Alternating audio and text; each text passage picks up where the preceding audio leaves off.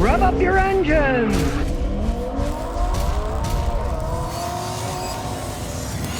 Customer's got a Honda Accord. It's overheating and the air conditioning stopped working. So the first thing you have to fix is the overheating. If your cooling system gets too hot on any modern car, the computer will turn the air conditioner off.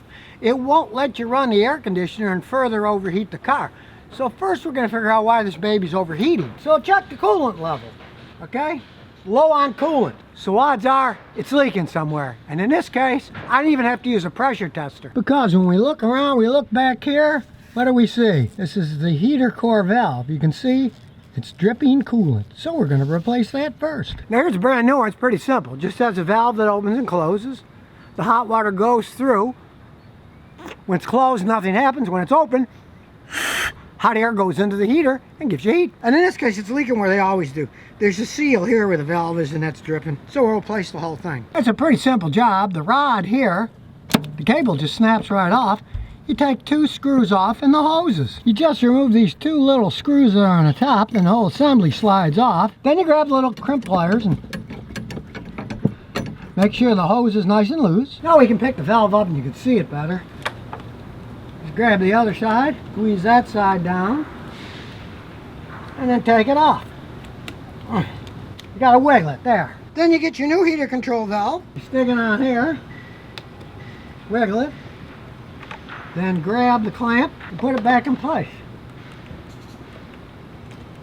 Now it won't leak. Now most cars these days don't use the old screw clamps where you screwed them in. They use squeeze clamps because the squeeze is tensile steel. So it's always squeezing. So if a hose wears and gets thinner, it'll continue to squeeze and it won't leak.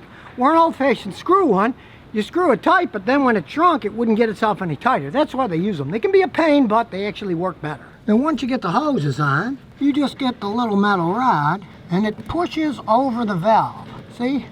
Now it'll open and close it. Then first fill it up with coolant in the radiator and start the car up.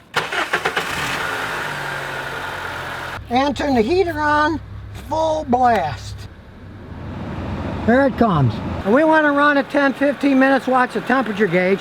We want the thermostat to open so we can burp all the air out of the system and only have coolant. Now after I let it run, fill up the rest of the coolant. It's not overheating anymore, so let's check the AC. We'll turn the AC on, we'll put it on max AC. Rev it up a little. Now with the AC on full blast, the cooling fan should be running. But neither of them is running, so there's something wrong electronically. Get a little tester out, we'll check the fuses. The fuse box is here, so we'll start checking them. Well, unfortunately, it shows power on both sides of all the fuses, so none of the fuses are blown. Well, unfortunately, the air conditioning not working had nothing to do with the overheating because as you check the dash, it's been running for half an hour now, and you can see the temperature gauge isn't even halfway.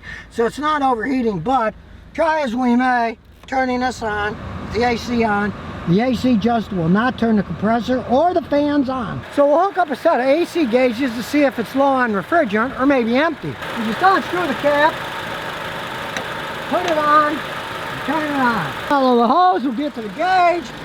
Gauge says 0 pressure, so it's got no refrigerant in it. And since the customer has limited funds, he okayed me to fix the overheating, which I did. I don't know how far he wants to go with this. He just bought this car used as kind of an in-between car, and when the refrigerant is all leaked out with 0, there's a leak somewhere. Knowing these Hondas, it's never cheap. It's often the compressor. So I'll wait on that one to see what he wants me to do. Odds are, he told me he could stand the heat because he was from New Orleans, so he can roll the windows down. Car will run better without an air conditioner. It does strain the engine a little. So now you know how to fix an overheating car, and at least how to figure out why your air conditioning is not working, even if you're not going to go through the trouble of actually fixing it, because it might cost too much. So if you never want to miss another one of my new car repair videos, remember to ring that bell.